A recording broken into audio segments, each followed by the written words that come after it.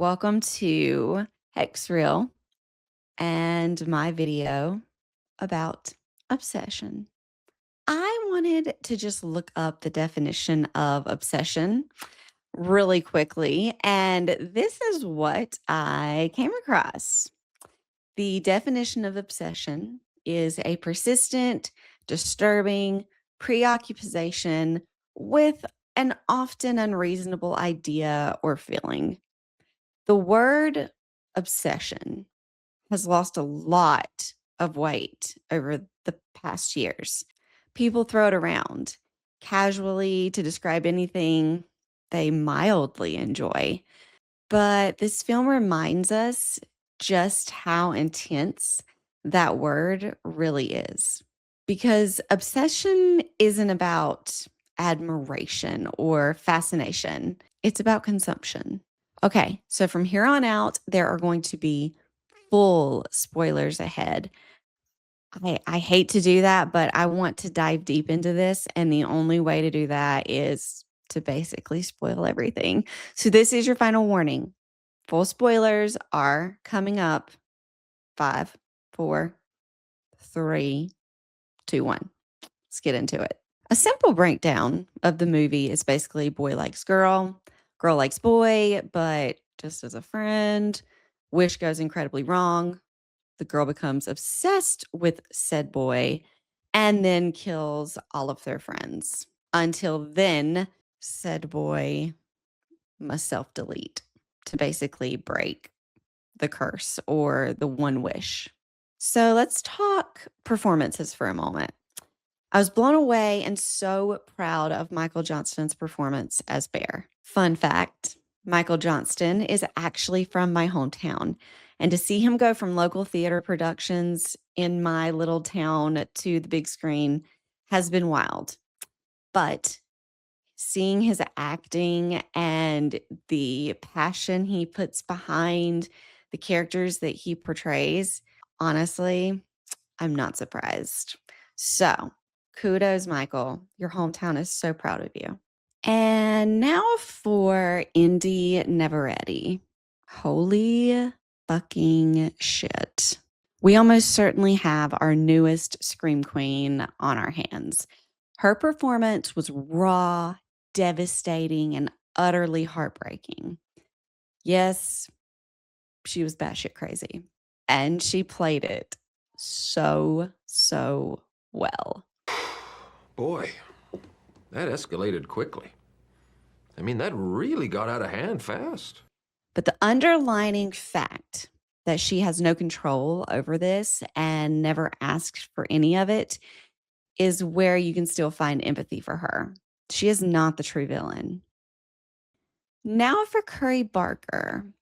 Do we maybe have a new horror master on our hands?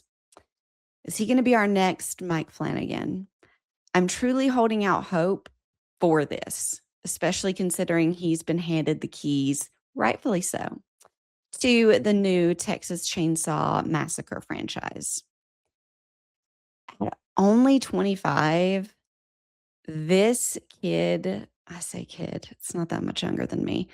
At only 25, he wrote and directed one of the most refreshing and terrifying horrors that I have seen in a very long time.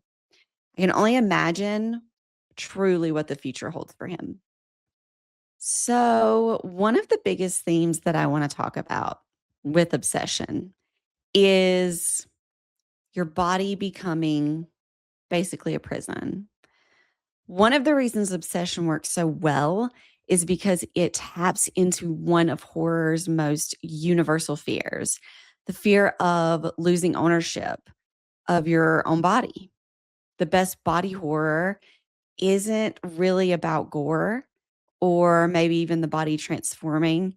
It's about alienation. It's about looking in the mirror and no longer recognizing yourself. It's about feeling trapped inside a body, a mind, or any identity that no longer belongs to you. Throughout the film, the characters gradually lose control over themselves. Their choices become compromised. Their sense of self begins to disappear. And that's what makes the horror so effective.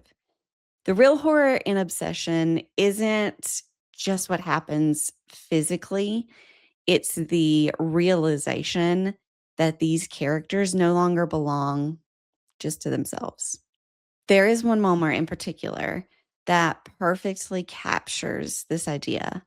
Nikki briefly breaks through while she is sleeping, and it's the real Nikki begging Bear to please just kill her.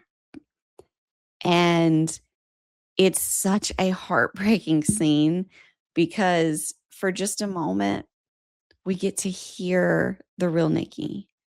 We get to hear that desperation in her voice of, please, God, anything is better than being trapped inside my body and having no control over it. This episode is brought to you by Skate28 Skateboards. If you have noticed this awesome skateboard deck right behind me here, beautiful Stranger Things deck, and you've wanted one for yourself, well, you're in luck.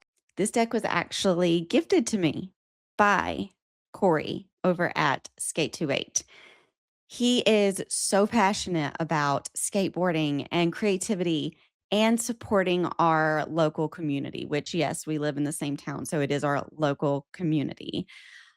But doesn't matter where you live because they've got an incredible online store. So whether you're looking for a new deck or just want to support an independent skate brand, please check them out at sk828skateboards.com.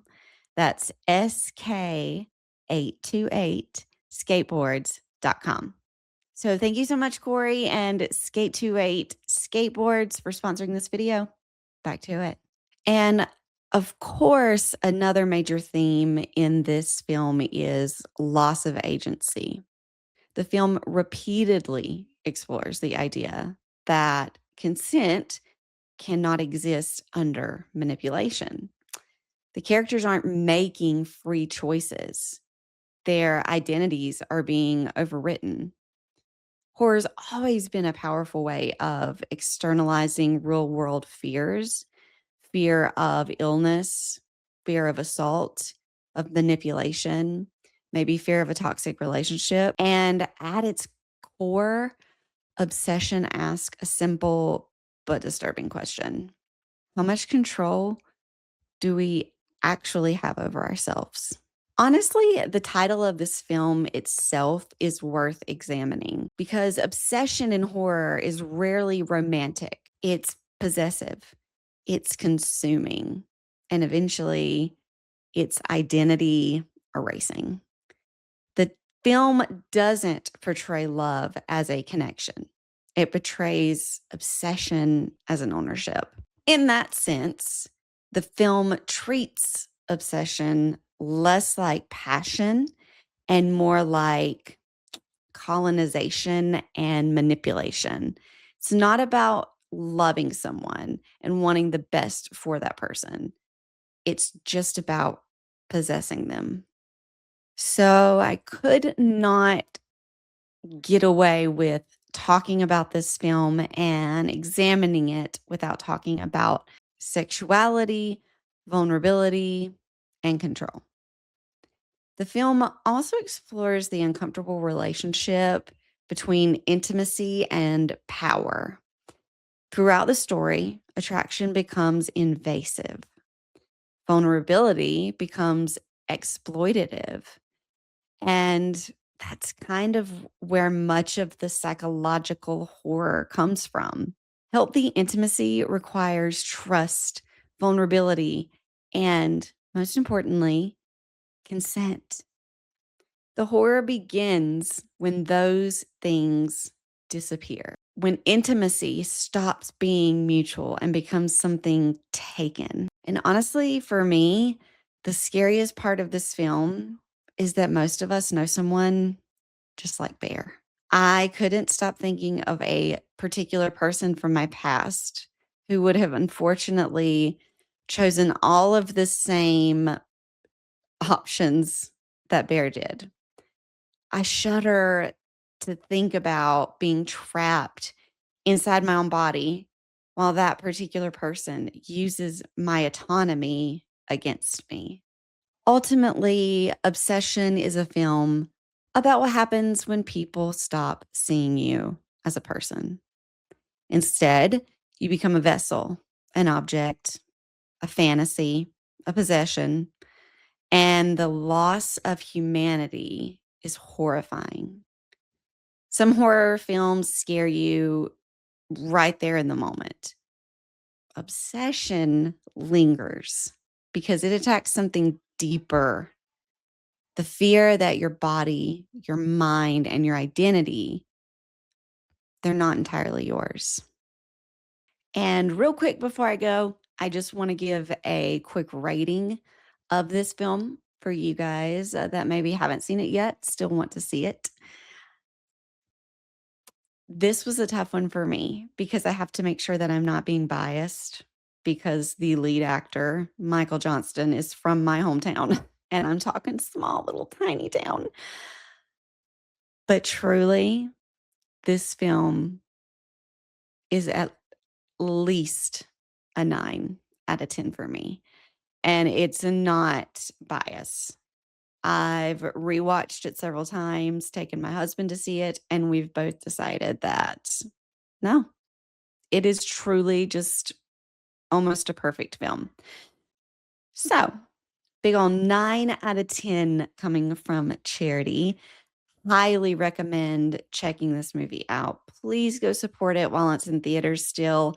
We want these indie movies, these YouTubers to have a chance to make fresh, new, terrifying film.